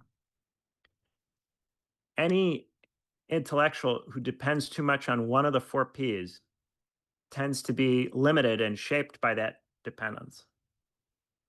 It's not possible for an intellectual to be independent of all four. So it tends to be helpful to have more than one, mix and match a little bit, cultivate multiple different distinct support bases. What do most academics do? They become completely dependent on professional institutions and then scared of being canceled by them. And to get ahead in that professional institution, they have to produce a large volume of publishable work about something very narrow. So they don't tend to pay broader attention to a larger set of things and spend a lot of their time coming up with reasons or excuses why they don't have to engage with stuff that would be beyond the scope of their projects. So this tends to result in, one, feeling like you know things when you've spent a lot of your time excusing not knowing things. And two, a lot of cowardice, a lot of fear of institutions and fear of being disapproved of by institutions that can be very limiting in terms of what you can think. At the same time, some people try to get out of this and to go independent and be supported by patrons. But what happens if you're totally dependent on patrons? You suffer from audience capture. The people who like you enough to pay money for your content tend to be kind of weird. They're not like everybody else. Most people don't pay money for intellectual content on the internet. So when you're dependent on patrons, you tend to be dependent on a weird slice of the population that's unrepresentative. Gradually over time, you make content that pleases these people. And so gradually you make content that becomes weirder and less representative. But because you continuously receive positive feedback from this small group of people, and they're the ones who are giving you money, you rationalize all of this and convince yourself that you actually are doing something important, worthwhile, or valuable. If you depend on a partner, then there are great questions about whether your relationship can withstand that, whether resentment will be built up over time as a consequence of that in a society where it's increasingly normal for both people in a relationship to work. And if you're being supported by a parent, the same questions come about. Will there be resentment? And will that resentment gradually become a problem in your life where you're constantly having to deal with that resentment or questions about why don't you have a professional job? Why don't you have more people who support you online? If you are in these conversations continuously, then you're constantly having to justify yourself and you're liable to end up with confidence problems. You become kind of frustrated with your situation, with yourself. The people in your life who love you and care about you are continuously judging you and making you feel bad. It tends to hurt your output over time. So the trick is to find a way of doing all of these things, at doing at least two of these at the same time, and ideally maybe even all four, if circumstances are such that that's permitted. Many people can't access the parents out of hand. They don't have the kind of family background that enables them to do that. So they're already operating from a position of serious disadvantage because those other three things are not things you get by default. When you have parents that support you in the beginning, that gives you at least a foundation of support that will last you for a certain period of time, that will then allow you to enter into the other places from a position of strength, give you a certain level of ability to say no. But when you don't have parental support early on, then you come into these places from a position of weakness, and it's much harder to resist institutional and structural pressures to become dependent on one of these other three. I have been lucky in my life that I had a significant amount of support from my parents. And my mother is still a significant figure in my life in terms of materially supporting what I do. So, my question is, can I use the fact that I still have a certain amount of support from my mother to generate a good additional basis for support, either in the professional institutions or with patrons, or perhaps even my partner, if my partner were to decide to go down that kind of path? And then not only can I do that for me, but is this something that can be done for larger numbers of people? Because right now there are certain numbers of influencers who seem to be successful, but they're often audience captured. And even if they're not audience captured, they are not creating an institution which allows others to join them, provides a path for others to join. And as long as we don't have an institution that provides a path for others to join, every person who's going to be able to do this will have to, I think, have significant parental support, because otherwise they'll enter the other spaces from a position of weakness and become caught in dependence to one of them. And to me, that's not acceptable. It has to be possible for people who don't have well to do parents to become intellectuals and theorists and observe the dynamics that are taking place. The university system used to provide that kind of space, or seemed to provide that kind of space, but it's become harder and harder to plausibly make the case that it reliably does that. Now, even to get a good education in theory, you have to be very lucky. You have to accidentally choose the right universities. You have to accidentally choose the right supervisors. And even then, it's a very, very fraught process. And to be able to do all of this, in confidence, you have to get funding or you have to get support from somebody else to go. It's becoming more expensive all the time. And debt, if you accumulate debt in the course of doing this, that debt makes you vulnerable and weak when you leave, and causes you to just take whatever university job is readily available, no matter what it will do to you intellectually. So that's the challenge I'm trying to meet.